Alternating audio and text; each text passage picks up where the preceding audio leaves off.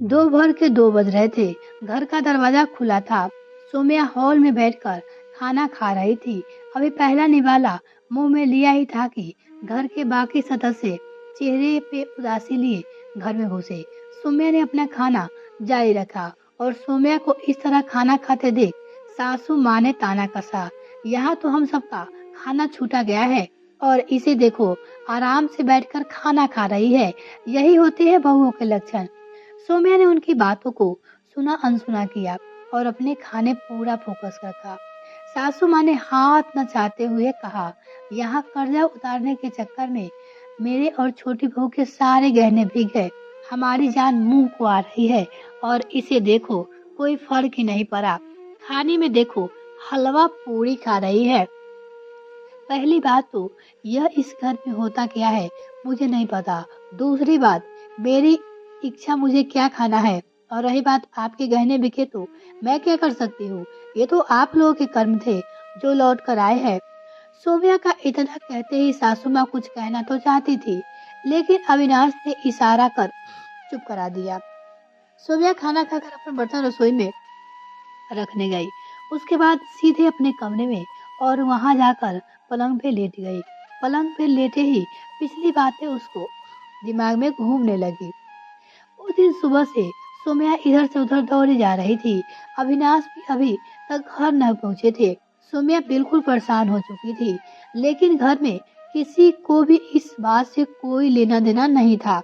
आखिर देवर ने सासू माँ की तरफ इशारा किया तो सासू माँ ने बेरुखी से कहा, हमने तो पहले ही कहा था फालतू के कर्ज लेने की जरूरत नहीं है, पर सुनता कौन है। रख दिए अपने गहने गिरवी।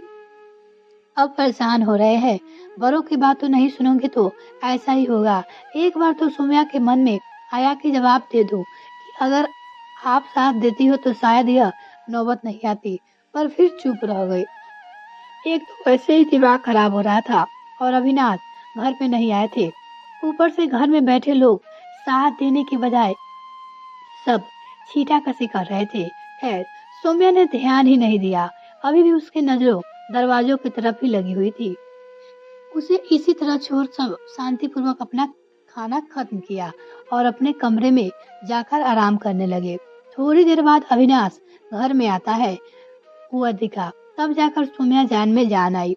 अविनाश के घर में आते ही वो सीधा अविनाश के पास जाकर बोली, क्या हुआ अविनाश, पैसे का बंदोबस्त हो पाया?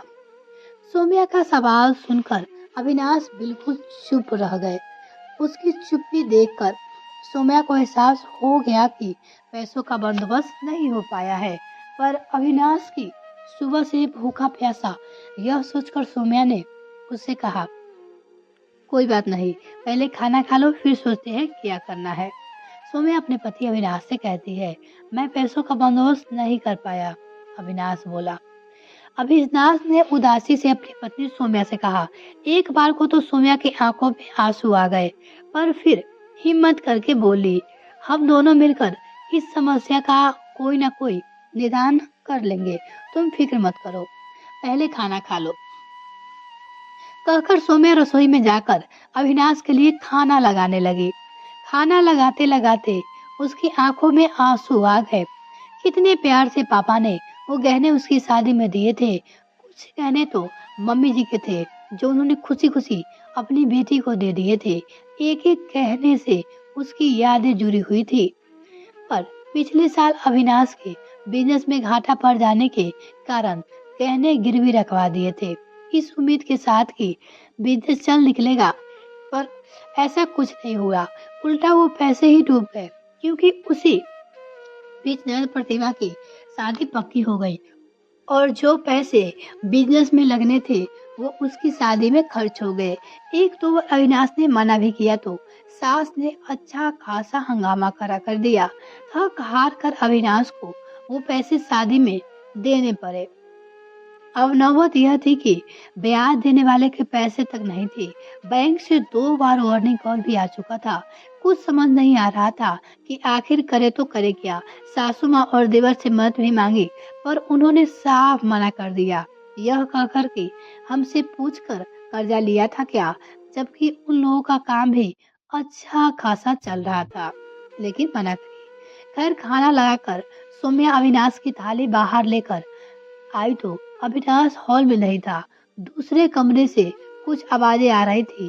थाली वही टेबल पर रख उस कमरे की तरफ बढ़ी, पर वहां हो रही बातचीत सुनकर उसके पैरों तले जमीन ठिठक गए। सासू माँ, पति और देवर की बातें सुनकर ऐसा लगा कि किसी ने पैरों की जंजीरों से बांध दिया हो। कहाँ घूम रहा था इतनी देर तक? घूम रहा था अविनाश? कुछ नहीं माँ, बस आज अपनी पसंद की मूवी देखने गया था, पर पता नहीं क्यों सौम्या के लिए थोड़ा बुरा लग रहा है। अब हम क्या कर सकते हैं? अपने पापा के इलाज के लिए, अपनी एफडी पे ननद की शादी के लिए पैसे ना निकले, क्या हुआ? उसके पापा तो मर गए और पैसे भी डूब गए।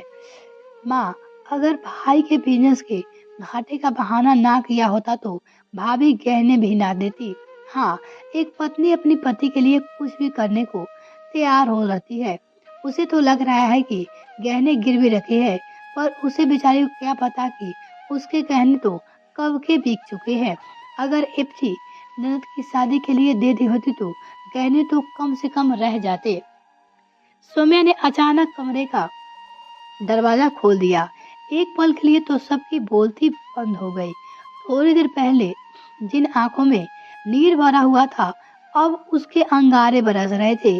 कमरे में पहुंचकर सबसे पहले अविनाश के गाल पे थप्पड़ रसीद दिया। सौम्या ने, तुम पति हो मेरे? बोलने में भी शर्म आ रही है। मेरे अपनेपन और प्यार का यह सिला दिया तुमने। मेरी भावनाओं को इस तरह अपमान किया तुमने। सौम्या बोले जा रही थी। बस कर बहू, तेरी हिम्मत कैसे हुई अविनाश पे हाथ उठाने की? अभी घर से धक्के मार कर निकाल दूंगी तुझे। बाप तो रहा नहीं, भाई भाभी भी देखते हैं कितनी जगह दे देंगे तुझे तेरे मायके में। सास बोली, चुप कर बुढ़िया, तेरी हिम्मत कैसी हुई मुझे बहू कहने की? सौम्या के मुंह से इस तरह की भाषा सुनकर सब चौंक गए। यह कैसी बातें कर रहे हो तू?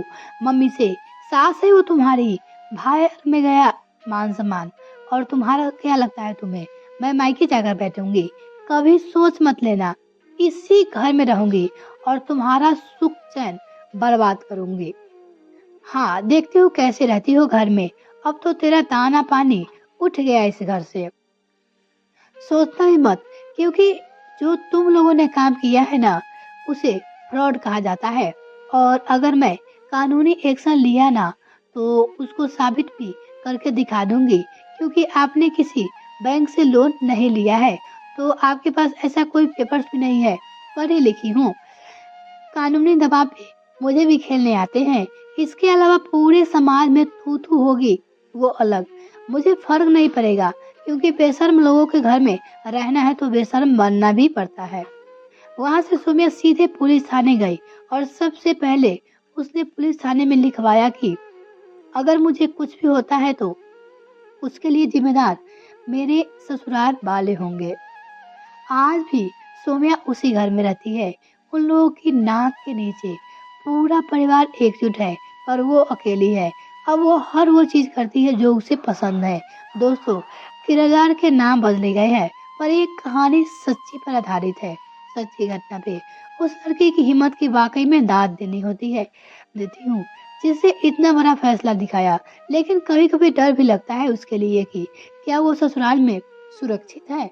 पर उसकी मुस्कुराहट हमेशा यही कहती है, आप डरो मत, मैं सुरक्षित हूँ। और अब मैं किसी से डरती रही। आज वो अपने पैरों पे खड़ी है, किसी की मोहताज नहीं। ये कहानी आपको कैसी लगी कमेंट में लिखकर जरूर बताइएगा दोस्तों। अगर आपको ये कहानी पसंद आए तो प्लीज वीडियो को लाइक, चैनल को सब्सक्राइब जरूर करें। बहुत बहुत धन्यवाद। अगर आप इस तरह की और भी कहानी सुनना चाहते हैं तो चैनल पर विजिट करें।